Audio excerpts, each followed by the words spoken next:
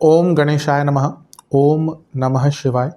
मैं निखिल ज्योतिष आचार्य आप सभी का मेरे चैनल पर पुनः स्वागत करता हूं। आशा करता हूं कि आप सभी स्वस्थ होंगे। महादेव की कृपा आप सभी पर सदैव बनी रहे। ये वीडियो मेष यानी कि एरीज के लिए बहुत विशेष है, क्योंकि वीडियो है आने वाले सप्ताह यानी कि 14 से 20 अप्रैल 2025 के साप्ताहिक राशिफल के बारे में। कैसा रहेगा आने वाला सप्ताह मेष के लिए। जो मेरा साप्ताहिक राशिफल होता है वो प्रमुखतः चंद्रमा और उनकी गति पर आधारित होता है। चंद्रमा एक बहुत विशेष ग्रह है। उनकी विशेषता यह भी है कि वो बहुत तेज़ भागते हैं, यह भी है कि वो मन के कारक हैं, और यह भी है कि वो जिस भी भाव में जाते हैं गोचर में, जिन ग्रहों के साथ संबंध बनाते हैं उनको बहुत एक्टिवेट कर देते हैं। इसीलिए डे टू डे एक्टिविटीज़ पर उनका इम्पैक्ट बहुत होता है, और इसलिए साप्ताहिक राशिफल की विशेषता बहुत होती है। क्या प्रभाव रहेगा आने वाले सप्ताह में चंद्रमा के इस गोचर का, उनके बाकी ग्रहों के साथ संबंध का हमारे जीवन पर, ज्योतिष के माध्यम से एक गाइडेंस प्राप्त करने के लिए साप्ताहिक राशिफल अति विशेष होता है। यदि आपकी लग्न राशि या चंद्र राशि मेष है, दोनों ही गाइडेंस के लिए इस राशिफल को देख सकते हैं। जहां से आपको ज़्यादा सूट करता है, रिलेट करता है, वहां से इसको देखिए। व्यक्तिगत तौर पे मेरा मानना है लग्न राशि से देखेंगे तो अच्छा है। इनकेस नहीं पता आपको अपनी लग्न राशि, तो आप अपनी चंद्र राशि से भी इसको ऑब्जर्व कर सकते हैं। शुरू करते हैं। चंद्रमा आपके सप्तम भाव यानी कि तुला में रहेंगे। 14 अप्रैल को ऑलरेडी यहीं पे होंगे, और 15 अप्रैल रात के करीबन 9 बजे तक उनका गोचर यहीं पर रहेगा। चंद्रमा का सप्तम भाव में आना न्यूट्रल ही होता है। आपके चौथे घर के स्वामी हैं, केंद्र के स्वामी केंद्र में बैठे हैं। ये एक प्रकार से राजयोग बन जाता है, और यहाँ पर सूर्य की दृष्टि भी है तो पूर्णिमा योग भी बन गया। और सूर्य जहाँ त्रिकोणेश है, वहीं चंद्रमा केंद्र के स्वामी है, तो एक केंद्र त्रिकोण का संबंध भी राजयोग ही बनता है। तो हफ्ते का शुरुआती भाग तो आपके लिए बहुत पूर्णता लेकर आ रहा है। मंगल का प्रभाव है और चंद्रमा पर मंगल की दृष्टि है, तो ये प्रॉपर्टी का भाव है। प्रॉपर्टी के भाव के स्वामी है चंद्रमा, और मंगल कारक हैं प्रॉपर्टी के। तो प्रॉपर्टी संबंधित, वाहन संबंधित कुछ लाभ यहाँ पे आपको प्राप्त हो सकता है। कुछ कार्य अगर आपके अटक रहे थे प्रॉपर्टी संबंधित, वाहन संबंधित, उनको पूरा करने का यहाँ पे भरपूर लाभ मिलेगा। सप्तम भाव रिकॉग्निशन का है, प्रमोशंस का है, और सूर्य की पूरी दृष्टि, और वो भी उच्च के सूर्य। तो अगर ऑफिस में, कार्य क्षेत्र में प्रमोशन आदि के चांसेस बनते हैं या बातचीत चलती है इस टाइम, तो बहुत अच्छा योग है।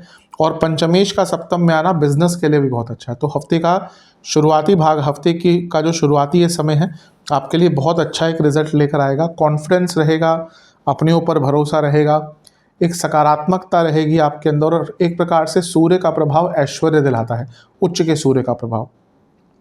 बिजनेस हो, करियर हो, हर संदर्भ में ये जो समय है आपका अच्छा दिख रहा है। एक ही नेगेटिव चीज़ है कि गुरु से, क्योंकि छठे में है, तो ये शकट योग बन जाता है। कोई ना कोई कार्य छोटा मोटा आपका अटकेगा अवश्य इसके कारण।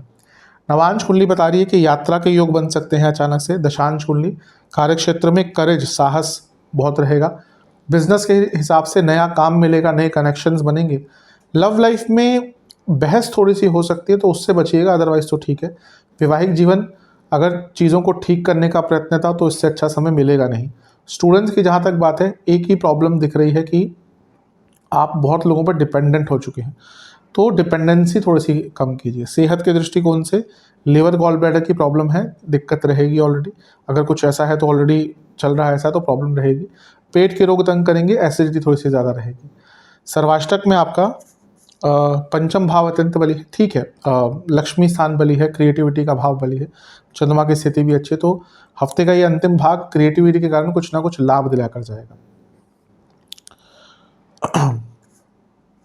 15 तारीख शाम के 9 बजे के आसपास चंद्रमा आ जाएंगे आपके 8वें घर में यानी कि वृश्चिक में, और 18 तारीख सुबह के 9 तक यहीं पर रहेंगे। चंद्रमा का अष्टम भाव में आना कोई बहुत अच्छा नहीं होता, ऊपर से यहाँ पे नीच के भी हो गए, और यहाँ पर परिवर्तन योग भी बन गया। यहाँ पे मंगल और चंद्रमा का परिवर्तन योग बन गया, क्योंकि मंगल कर्क राशि में है चंद्रमा की राशि, चंद्रमा मंगल की राशि में है वृश्चिक में।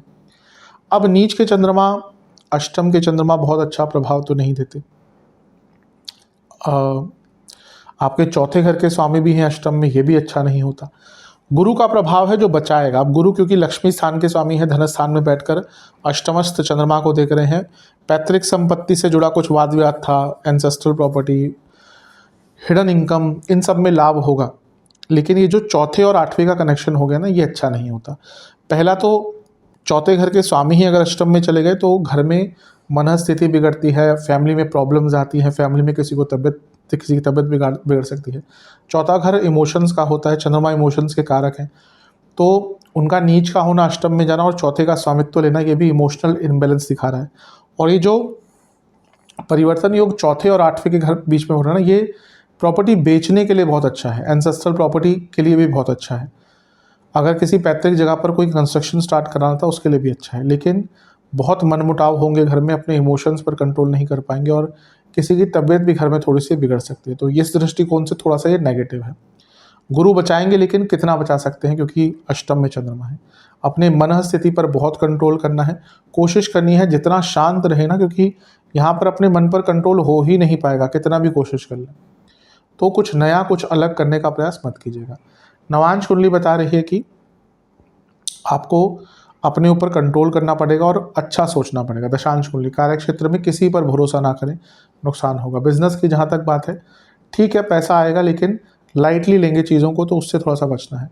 जहाँ तक लव लाइफ की बात है, कोई भी ऐसी चीज़ मत बोलिएगा जो आपको पता है कि रिजल्ट करेगी आर्ग्यूमेंट में, बिल्कुल टॉपिक टच मत कीजिएगा। वैवाहिक जीवन ऐसा लग रहा है कि बैठ कर ना बहुत आराम से बातचीत करनी पड़ेगी और थोड़ा सा सेल्फ रिस्पेक्ट पर ध्यान दीजिए अपने पार्टनर की। हो सकता है आप मजाक में या जाने अनजाने में कुछ ऐसा बोल देते हो जो आपके पार्टनर के सेल्फ रिस्पेक्ट को हर्ट कर रहा है, और इसका प्रभाव कभी कभी एकदम मिलता है, तो थोड़ा सा ध्यान दीजिए। स्टूडेंट्स, आपका ध्यान बहुत भ्रमित होगा यहाँ पे। सेहत के दृष्टिकोण से इन्फेक्शन, इन्फ्लेमेशन, इंडाइजेशन, सर्वाष्टक में आपका 10वां घर बली है। जो लोग जॉब चेंज करने का प्रयत्न कर रहे थे उनके लिए हफ्ते का मध्य भाग अच्छा है। 18 तारीख को सुबह के 9 बजे चंद्रमा आ जाएंगे आपके नवम भाव में, यानी कि धनु में, और सप्ताह के अंत तक यहीं पर रहेंगे। चंद्रमा का नवम भाव में आना एक प्रकार से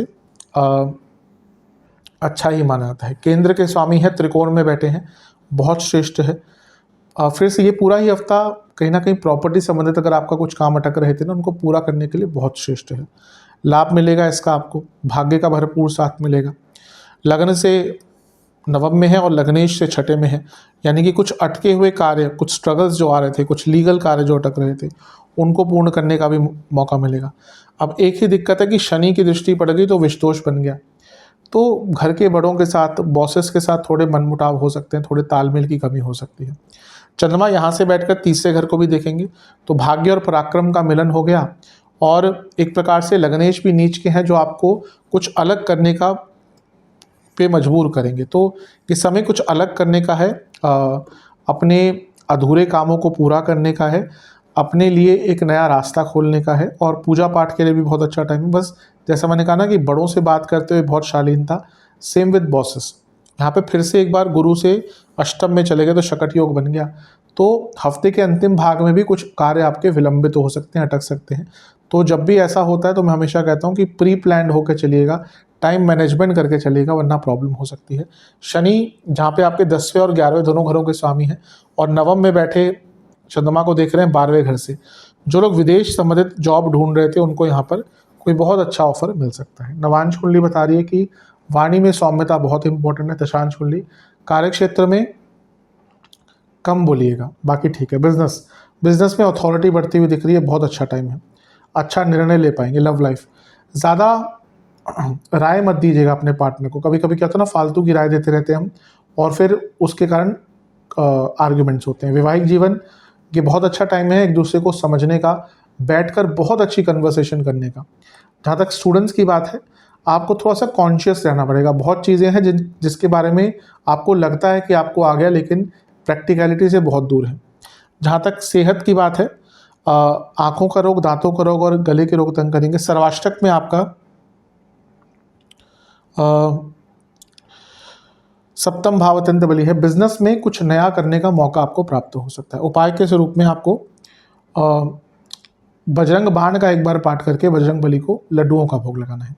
आशा करता हूँ वीडियो काम आएगी। चैनल पे नए हैं, सब्सक्राइब कीजिए, वीडियो को लाइक कीजिए। मिलता हूँ अगली वीडियो में, तब तक के लिए ओम नमः शिवाय।